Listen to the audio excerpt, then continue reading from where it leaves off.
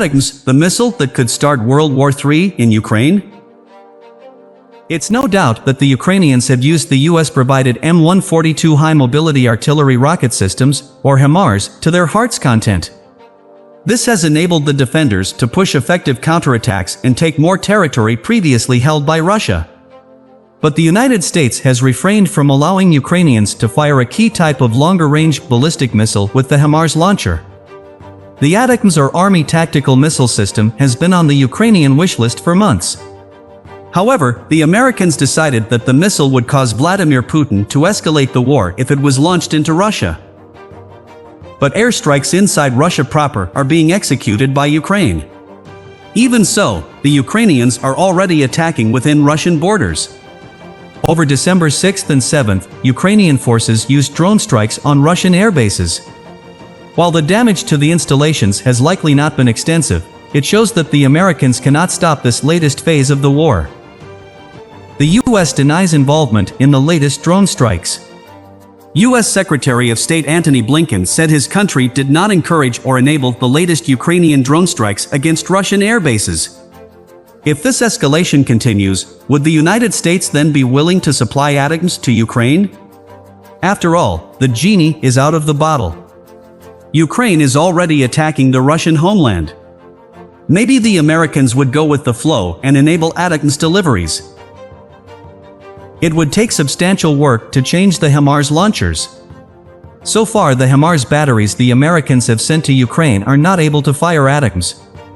The Pentagon would have to find launchers with these capabilities or send technicians to Ukraine, along with ATACMS, to repurpose HIMARS to fire the ballistic missiles.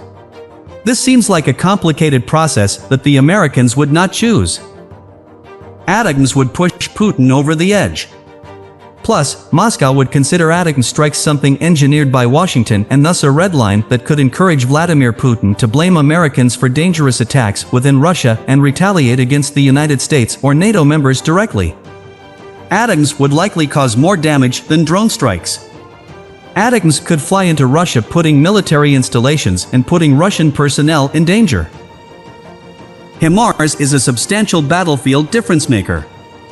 Since late November, the Pentagon has revealed it has delivered or is in the process of sending 38 HIMARS launchers to Ukraine. These fire powerful 227mm precision-guided rockets, and the Ukrainians have made Russia pay dearly in casualties and destroyed military hardware during their use. The rockets have a range of over 43 miles.